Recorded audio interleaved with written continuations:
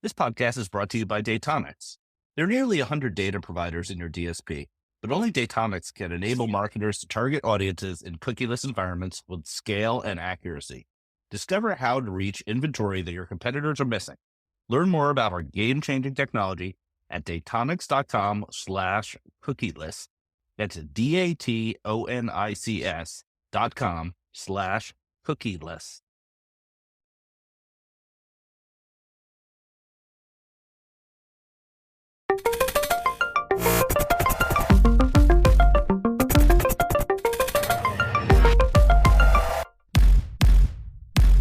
Welcome to Marketecture Podcast. Happy New Year to everybody. I'm here today. This is Eric Farrow. Happy New Year. I'm joined by Eric Franchi and our special guest today, Bill Wise, the CEO of Mediaocean. Bill, thank you for being here. Thanks for having us. I just want to add a little housekeeping, which is we dropped a special episode over the Christmas break, holiday break. If you didn't catch it, go into your podcast feed, go back one episode. It was a fun one where Eric and I gave out awards to the companies we thought were performing the best and also talked about predictions and other stuff like that. It was a good wrap-up episode, but I think some people missed it because they're on vacation. Mediaocean or Flash Talking win anything? No? Everything. You were, I think, the first advertiser on this podcast, so you get a special Flash Talking was. Oh, so we had to pay for our win? Yeah, basically. But it was a good deal. You got a lot of exposure. Aaron and your marketing team is always innovative. He always likes to do the latest, greatest thing. He was on the AdTech God podcast. He's on some new stuff. I think you're spending your money pretty wisely. We're always looking for deals. Always looking for deals. So, Bill, like for people who don't know you, like why don't you give us your quick background, because you've just been doing everything. Like you're like the history of AdTech in one resume. How'd you get to where you are now? Seriously. Just go to my LinkedIn. You can see what I did. No, I always like to tell the story that I started my career as a CPA, and thank God I was not a good accountant. So I got into kind of ad tech because the only company stupid enough to hire a mediocre CPA to take them public was an internet advertising company in 1997. So that's how I got my start. After realizing that, everyone I worked for made a ton of money and I was just not. Decided to become an entrepreneur, and kind of that's the rest is history. And what was the name of that company that you hired you as an accountant in 1990? So the name of the company was IAN, which stood for Internet Advertising Network. Bunch of guys from Atlanta. Then they realized they needed to understand Madison Avenue, so they ended up taking an investment from one of the agency holding companies who had a division called DoubleClick. And as part of that investment, they took over the name DoubleClick. So a little stop at Right Media, the inventors of the ad exchange. We'll skip over that. But I'm interested in, I think the audience is interested in hearing the Mediaocean story, because first I'll characterize it, which was there was this incumbent that was this giant company. No one really knew what they did, called Donovan Data Systems. It was like a hugely profitable mainframe based company. And you decided to take them on and in the process merge the two and became the thing you hated the most, more or less. So give us your version of that story. Good to see you. Happy New Year to you too. So listen, after, doing the DoubleClick stint and then going into search for a little while and then doing, the first programmatic and Right Media, we sold that to Yahoo. I found myself there.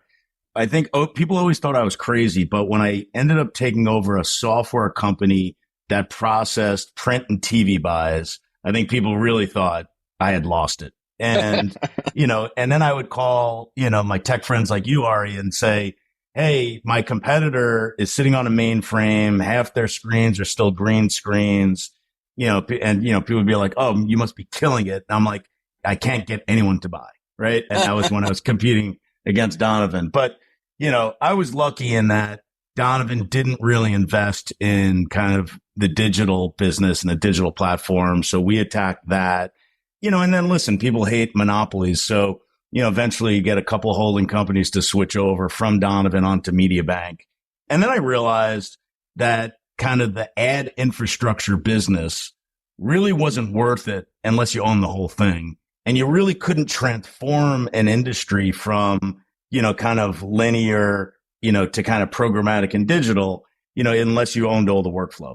And so we ended up going to all the holding companies and getting them on board with the merger. In fact, the Department of Justice kind of told us to do that, or else they wouldn't approve. And so, so we got everyone on board with a standard.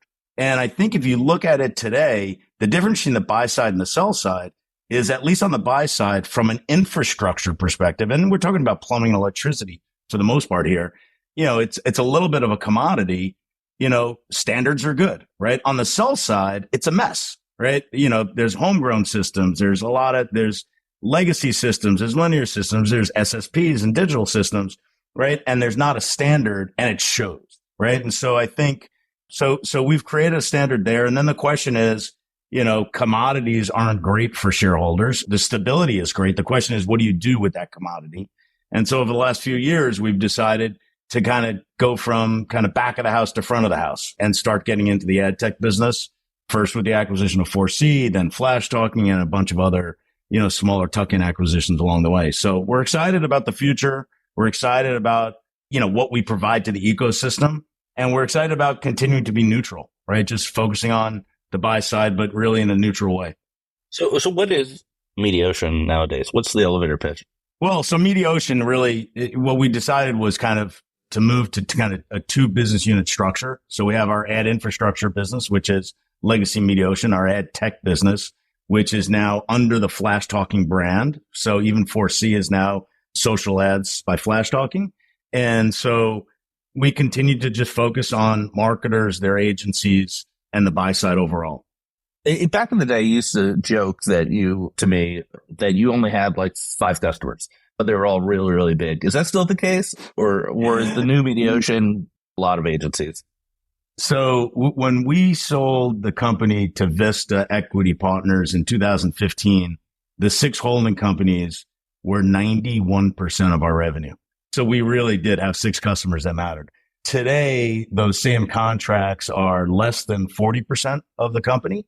2/3 of all new bookings are direct to marketer, and the ad tech business in the next 18 months will be a majority of the business.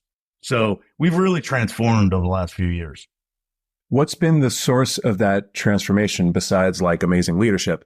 Was it the Flash Talking acquisition? Was it in-housing by some of the large sophisticated marketers who want the infrastructure stack? Like what drove that? It's mostly outstanding leadership. But, I think the market dynamics dictated that, right? Where marketers are leaning in and making more technology and data decisions in-house. It doesn't mean that they're actually fingers on keyboards moving stuff in-house, right? That's, for the most part, I would say 99 point something %, it's still the agency's fingers on keyboards. But since they're paying for it and they want standards and they desperately care about their first party data, they are leaning in and making those decisions. And so when I say 2/3 of our business now is direct to marketer, it actually breaks out as 1/3 agency, 1/3 marketer, and 1/3 marketer through their agency, right? And so those are some dynamics that people don't necessarily think about. So in almost every single situation, you're selling to both the marketer and their agency. Going back to the creation of Mediaocean, I'm just wondering if you have any color you'd like to offer. What was it like when you met with, I guess, Michael Donovan? His name is Michael? Yeah. First time. And you proposed, like, it was his baby. He had built it from scratch, made a really good amount of money on it. Yep. It was a machine pumping out the bills for all these agencies. And you, young whippersnapper, come in and say, I want to buy your baby. How'd that work out? Yeah. So I called on him 11 times. And he didn't return any of my calls. And so then I had to start navigating his organization. And basically that organization was set up to just protect people from getting to Michael. And so I finally got through to him. We had a breakfast one morning and, I was so focused on just getting to him that when I finally got to him, it was like, oh, now what do I say? And so, what I had in my back pocket is that we had one Starcom MediaVest away from Donovan onto MediaBank. We had gotten the verbal to move all of IPG off of Donovan onto MediaBank in North America. And then what I had in my back pocket was we got the rest of Publicis in the US. So the conversation, and I didn't want to be threatening, but the conversation was, Hey, listen, you've had a storybook career. I mean, Michael Donovan, you can think of as the original founder of ad tech, right? He was the first ad tech entrepreneur. Right. And so, I basically said, hey, how do you want the last chapter of your book written? A startup taking you out, or being a visionary, partnering with that startup to then, keep the legacy going another 40 years. And the interesting part is, like, name a technology company who's stayed in power for more than 4 decades, right? The only one I can think of is Microsoft, right.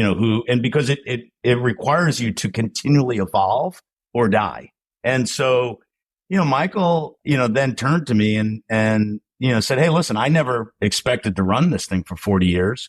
I just never found anyone I trusted to run it.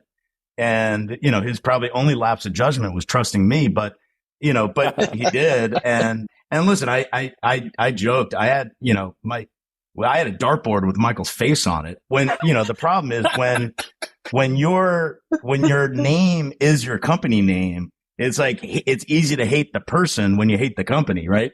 So I actually, at one point at that breakfast, I pushed back my chair and I go, I just feel so terrible. I was like, my kids hate you and you're such a wonderful man, and that was the beginning of a relationship between me and Michael that started ever since. We now invest in companies together, just super close. He's a mentor, a confidant, and a close friend. When was it founded? Early 80s? Late 70s? It was founded in 1967.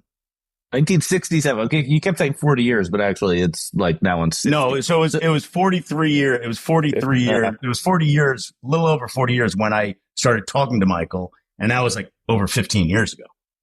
Yeah, I had a relationship with Donovan when I was the product manager for DFA back in the day, because DFA had an integration that our customers would always say was like one of the most important features of DFA.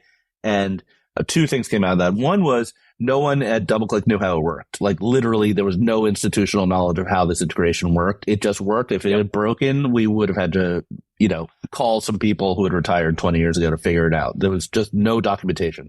And it also didn't even work very well. Yeah. The second thing is, like, I would go to the Donovan offices. I think they were on 18th Street, 17th Street. And one of the things they loved to show us was the loading docks. They have loading docks where trucks could pull in. And the reason was because they would ship the bills. They'd have boxes and boxes of envelopes of bills every month that they would then take by truck to the agencies in Midtown and just deliver the monthly invoices and reports because they're so heavy.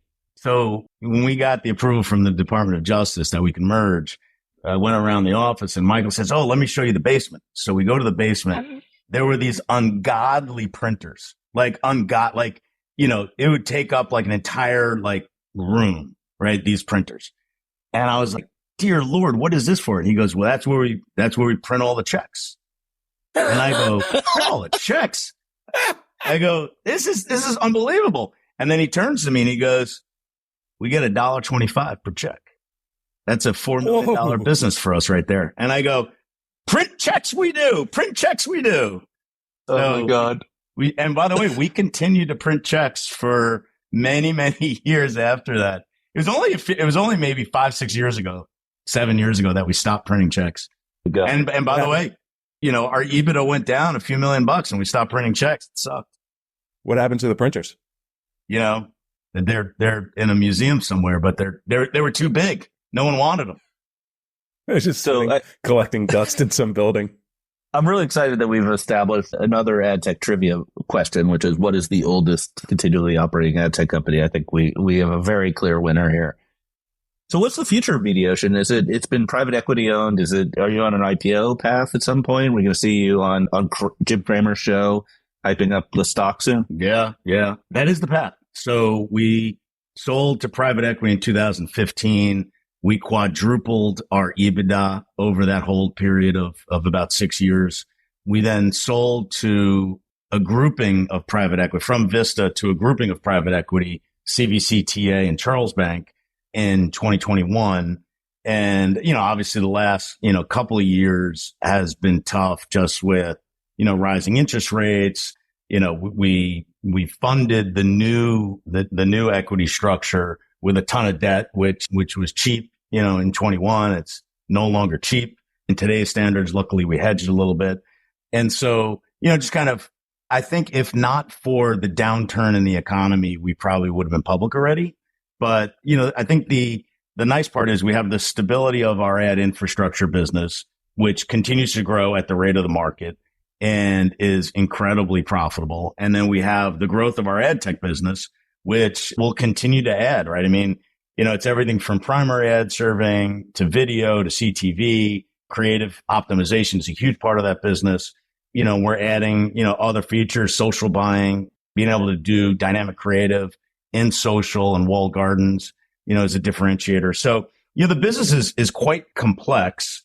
So we tried to simplify it. And I think the other part is, we made a big decision instead of being a branded house to be a house of brands. And so, having Prisma be the brand for our ad infrastructure business, having Flash Talking be the brand for our ad tech business. And Ari, I know when I acquired Flash Talking, the first tweet was from you that like the single worst name in ad tech is Flash Talking. And you bet me to double. It's a very modern name. No, you challenged me to double down on the brand. I accepted your challenge, and here we have it.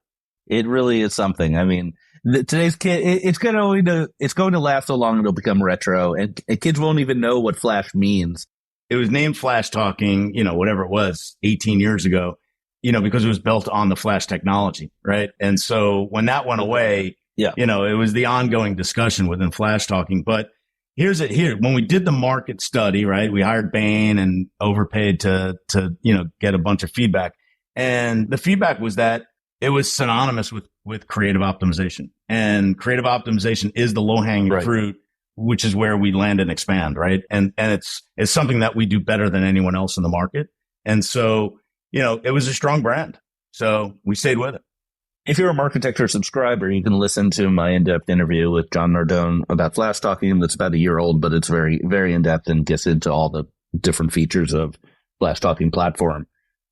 So you're sort of an expert at the agency holding companies at this point. So I think it would be amiss if I didn't ask you a little bit about your opinions about how they're evolving. They had a good year in 2023. I'm particularly interested in how you think like this AI revolution might impact them. A lot of what they do is charging for bodies. And if the bodies go away and get replaced by tech, that seems like a threat. Maybe it's an opportunity. Do you want to opine at all about that? Yeah, listen, it's an interesting discussion, right?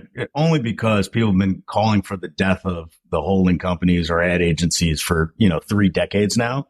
And, what I see is, they are continually evolving, right? So many of the holding companies have spent billions of dollars having audience platforms, right? Which set them up, to not just buy, brands or context, but to be able to buy audiences. And, agencies have always been good at a few things, right? Always been good at creative, and they continue to be good at creative, and creative at scale matters. They've always been good at buying TV, but even taking it a step notch, just thinking about investment. And how do you think about investment media?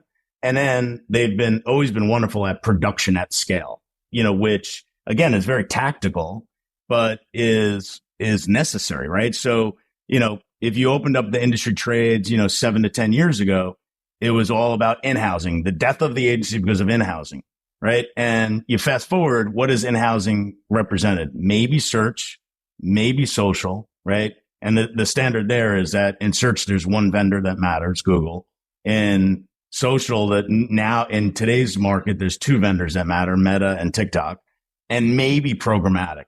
Maybe some marketers taking programmatic in-house. And again, there's a duopoly there in Google and Trade Desk, right? And so, it's, in cases where, kind of the buy side ad tech is fully automated by the vendor and there's a limited number of vendors, maybe you could take it in-house. But like I said, I think early in the program, 99.x% all media is bought, for the Fortune 500 marketers are bought through agencies, and they're going to continue to be.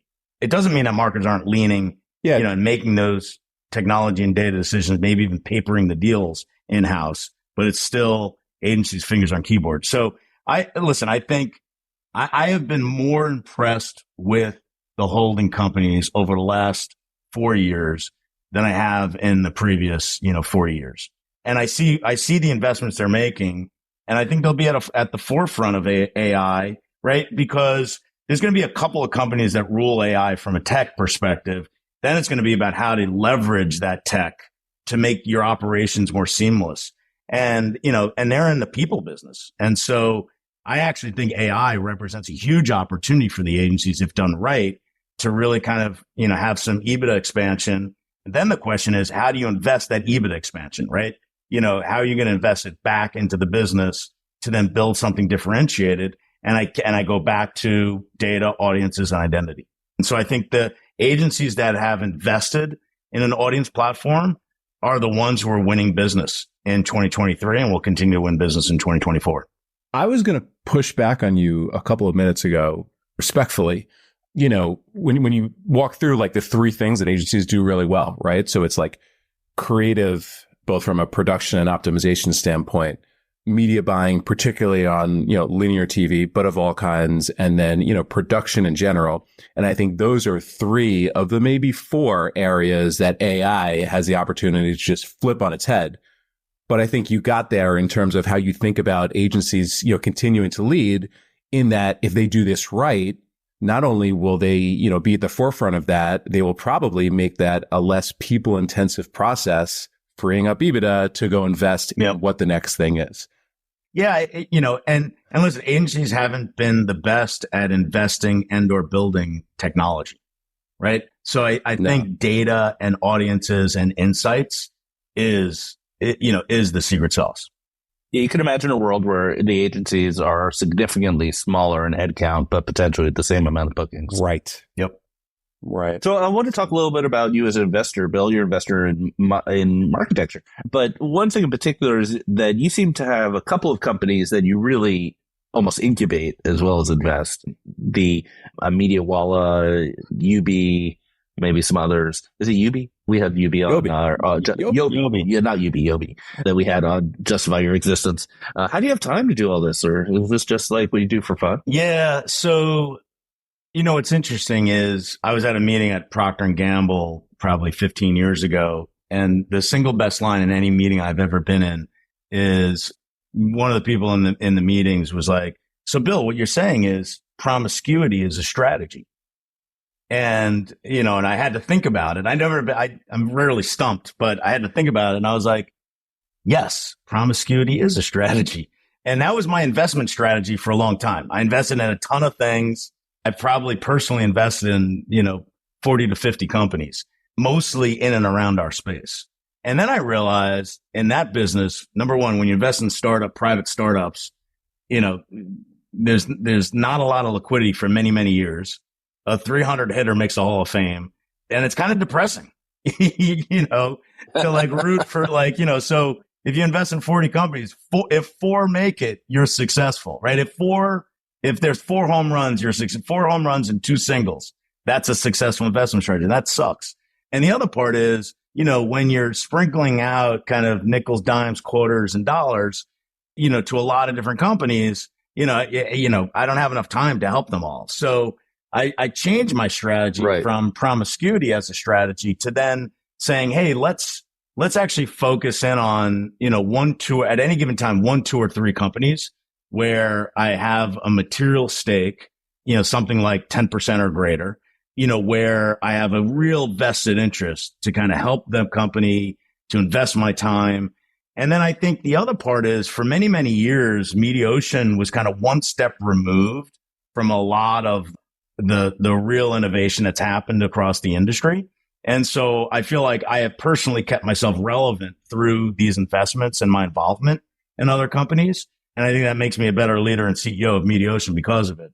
And by the way, when CVC and TA were doing their diligence, this actually came up. They said, hey, Bill, it seems like you're involved in a lot of things, and I said, well, let's get one thing straight. I only get a salary from one company. I will run through walls for that company. And I'm a better leader and CEO because of the other things I do. And, so yeah, that's it. When Beeswax was acquired by Comcast, they had all employees fill out a standard like conflicts of interest form, which I guess usually 99% of the time is blank. And mine was like 5 pages long. And the legal department called me up and like, did your boss approve this? And I was like, I don't know. That's your problem, not mine. Yeah.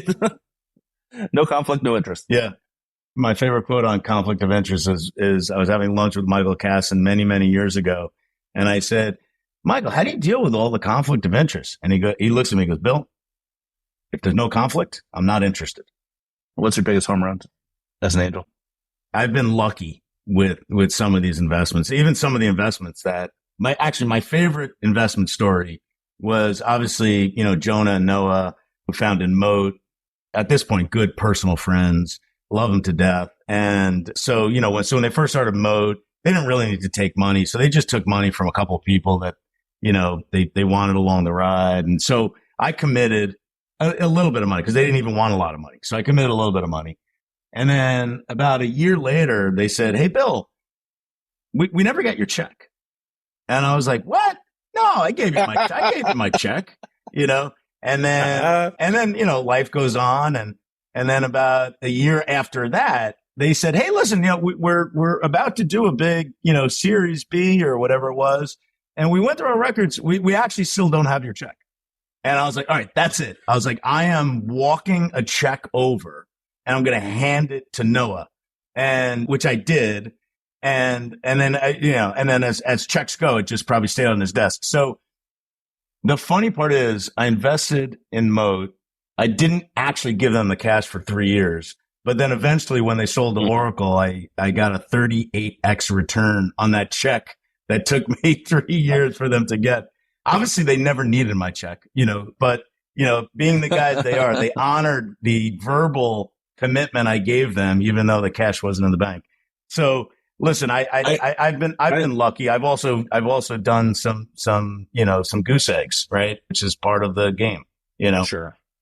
I had a little bit of the opposite story, which I won't go into too much depth, but I'll just say when Double Verify was acquired by a PE firm before it went public, it was announced, and I got an email from their CFO asking for my wire information, and I had no idea why. I had absolutely no idea why. Anytime someone asks you for your wire information to send you money, you don't ask. You just give them your wire information. I invested in Moat and IAS. And, so obviously, in that triumvirate, DV ended up being the most successful. So what do I know? But they listen, all 3 investments were great investments. Let's take a break and we'll do news of the week.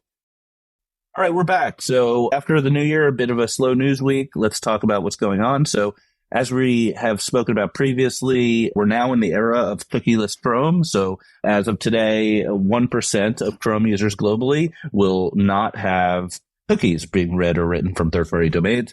And then it's expected in the second half of the year that they will go to 0. There was an article in the Wall Street Journal today where friend of the pod, Tony Katzer, was pretty harsh about this whole situation. He said that the industry remains unprepared, they need more time. And then in particular about the reduction of cookies in the second half of the year, he said, and there's a quote, the timing remains poor. Launching it during the industry's greatest revenue generating part of the year is just a terrible decision.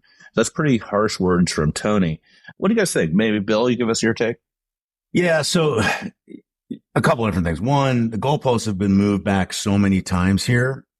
Apple, got rid of cookies, what seems like years ago, maybe because they don't have a meaningful ad tech or advertising business relying on cookies. Nobody really cared. But, Google has gotten a lot of scrutiny.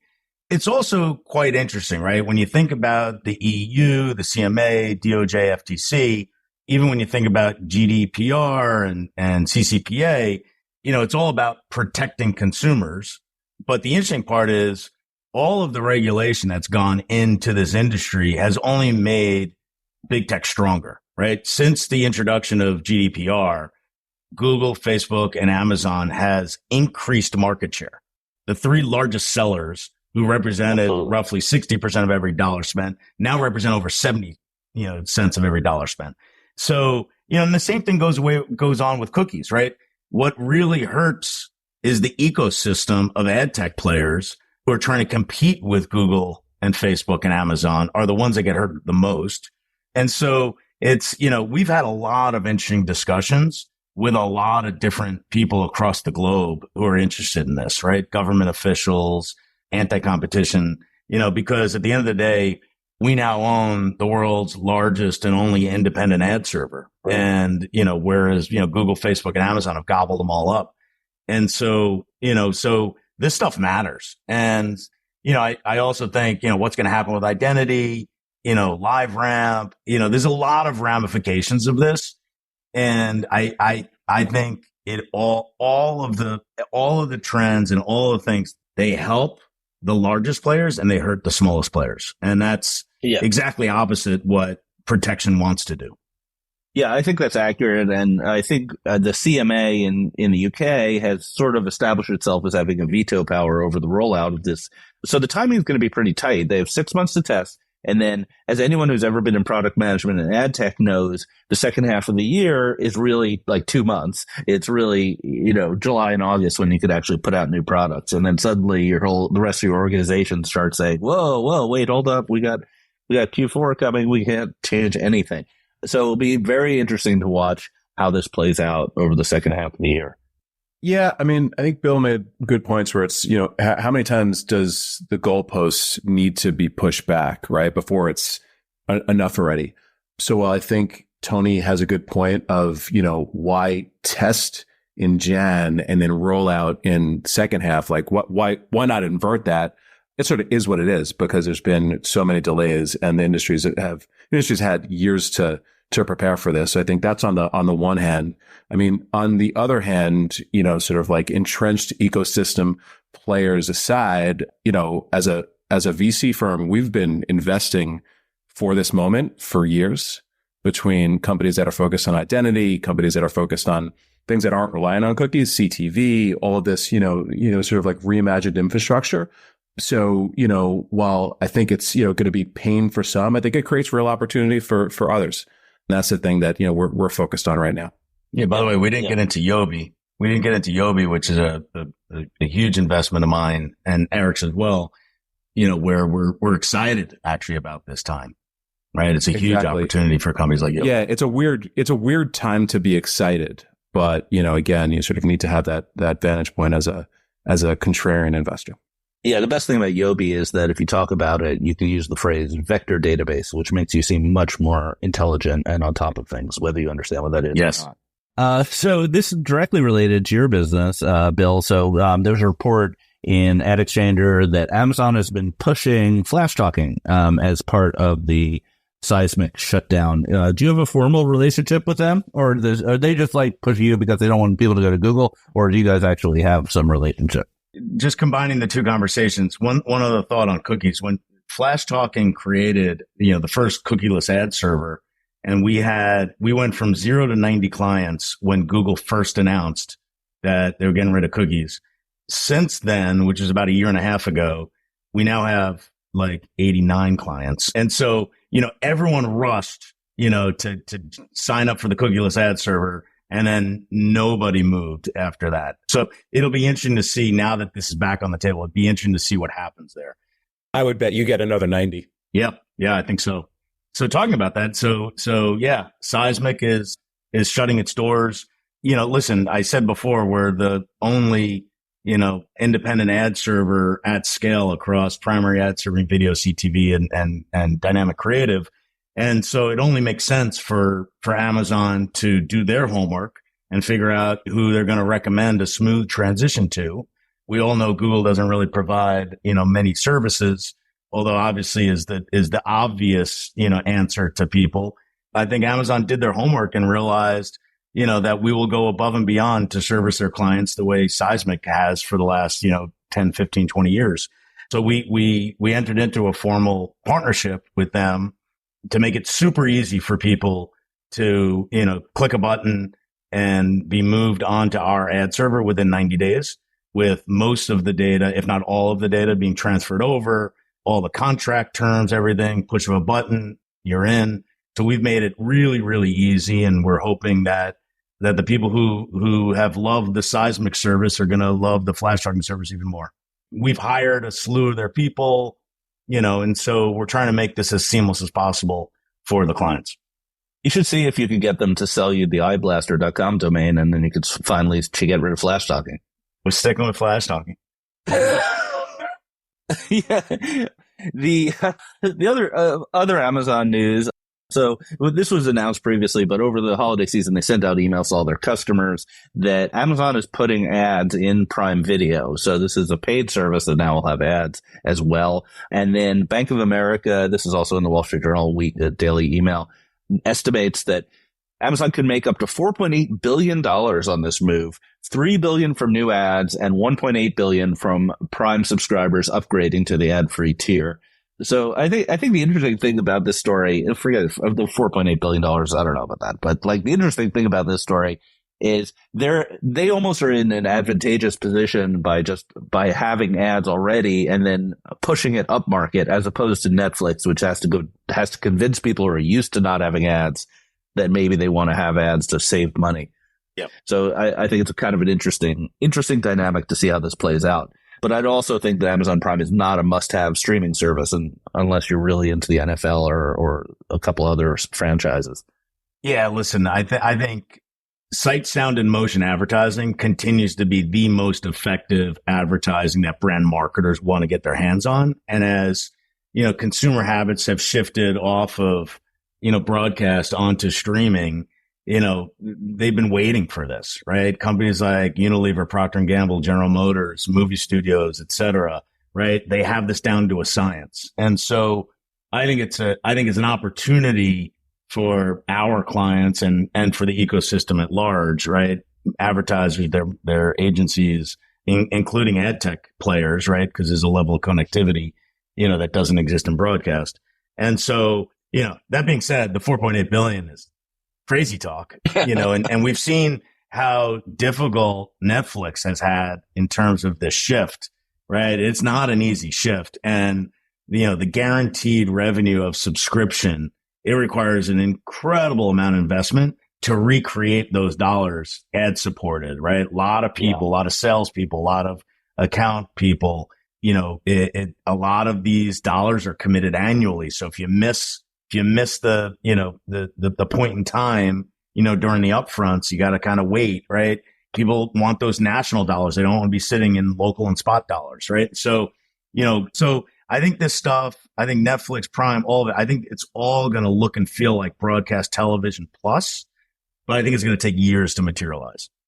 I wonder if it takes years or if, moves like this by Amazon accelerate just like viewer acceptance of ads in these, previously like, ad-free premium environments. Like I rarely tweet hot takes anymore, but I, put it out there that, this is a great thing for Netflix, right? Because Amazon moving up market, they have a lot of premium stuff. Like they have like some awesome originals, Reacher, everything like that. Like I'm a big fan of this stuff. They start to get people used to expecting ads, in a limited way across those properties. I think it leaves it wide open for Netflix. And that was one of my predictions end of year, that Netflix, sort of lets it rip in some ways. I think this could be a catalyst for that. So is it this year? Is it, to Bill's point, several years? Is it something in between? I don't know. But I think this could be really good and really big. Well, here's an interesting data point. When Netflix announced their ad-supported model, one of the holding company, not the holding company CEOs, one of the media buying global CEOs called Netflix / Microsoft and said, we will buy out 100% of your inventory for the first 2 years. One of the holding company, the media buying agencies, right? So this goes to show that just talks about how needed, how in demand this is, right? And so I would push back on the programmatic statement, which is, I actually think there's more demand than there is supply. And so this is a classic case of managing the yield curve, right? Now you do need the infrastructure, right? And you do need to, get on the schedules. So I know this is going to sound self-serving, but I would argue it's more in the interest of these companies to integrate to TV buying platforms, such as Prisma, versus, SSPs and DSPs. We don't want pennies when there are dollars out there. All right. Let's hear for Prisma. Last big antitrust news in ad tech this week. and had nothing to do with Google. This is not big news, but it's interesting news because I like to think of myself as having sort of my finger on the pulse of ad tech, and I'd never even heard of this, but there's another antitrust case going on from a company called Deep Intent that is filed to be acquired by IQVIA, IQVIA. I'm not very familiar with that. And the FTC blocked it on antitrust grounds, and a judge upheld it as a temporary block.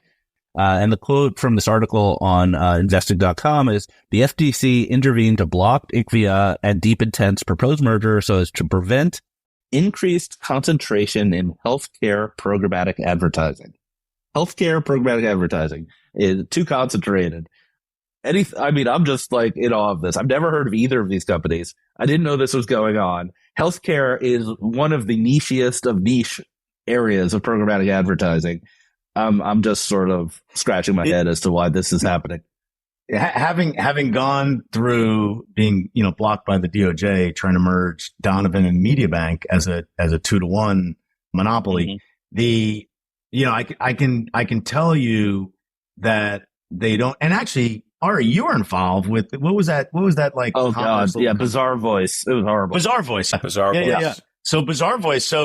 I think Bizarre Voice acquired a company that was like zero revenue and it got blocked or something. No, it wasn't. It was Bizarre Voice was like 200 million in revenue, and they acquired a company called Power Reviews that was like 30 in revenue.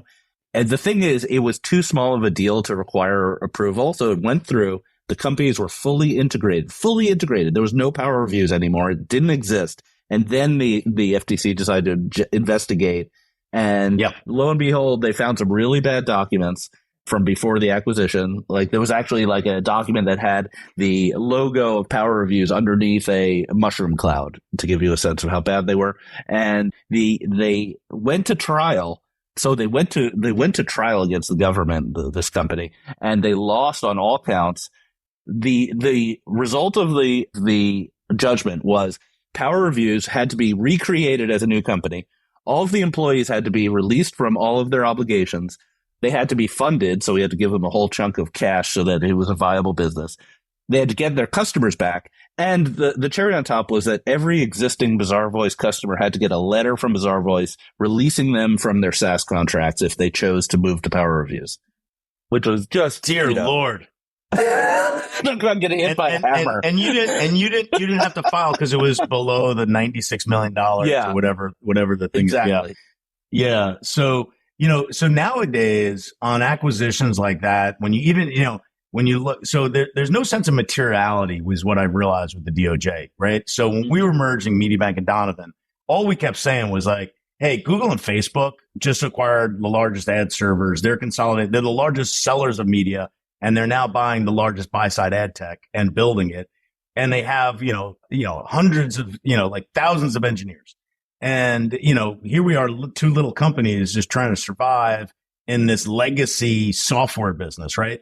So we didn't think we'd have a problem. And they came in and blocked it because, there's not a sense of materiality in terms of like who will impact. It's like, if it impacts this small little niche community, well, then it's a monopoly in this small little niche community. And that, but there is a sense of like seeing the forest through the trees. Like, the three of us collectively invest in probably 70% of all startups in the space. And we've never heard of these two companies. So, by that fact alone, it should get through. Eric, final thought? Yeah, just to speak on Deep Intent for a second. I was somewhat familiar with the business. I'd met the CEO a couple of years ago, and it was a vertically focused DSP, or it is a vertically focused DSP, and he's been fighting this for some time. So the distraction that something like this puts on a business is tough. And I think from a market perspective, we need more verticalization than less. We need health specific, B2B specific, financial, like, if you think about all of these categories that for a variety of reasons, sometimes regulatory, you need custom vertical solutions. This is taking, things in the wrong direction. So this stinks, and I hope we don't see more of it. And, I agree. My counterparts on the West Coast, their holidays were ruined to a degree. There was a nice breakup fee by Adobe Figma. So, this has real implications. If deals get blocked, if M&A gets blocked, and particularly like on a random basis, it it makes everyone involved in the ecosystem take a second thought. So I'm hoping this is an unfortunate one and done. Here's the other part of it. If it's Comcast or T-Mobile, like if they're these, massive companies that can throw a bunch of lawyers, spend 10, 15, 20, $30 million, not a big deal. Even when you talk about Mediaocean, Media Bank, Donovan to form Mediaocean, we had a lot of conversations that said, God, if this went to trial, can we afford it? Right. Yeah. And we're much larger than, I'm sure, a vertically focused DSP is, and certainly Bizarre Voice, like this can kill companies. Right. So it actually can have the opposite effect. So as always, Eric, man of few words, but whenever he talks, it's, brilliance comes out. I agree with you. All right. On that note, praising Eric. Can we end there, Ari? End it right there. We're ending right there. This was a great episode. Bill Wise, thank you so much for being here. Yeah, thanks, guys. Always a pleasure. See you next week. See you at CES.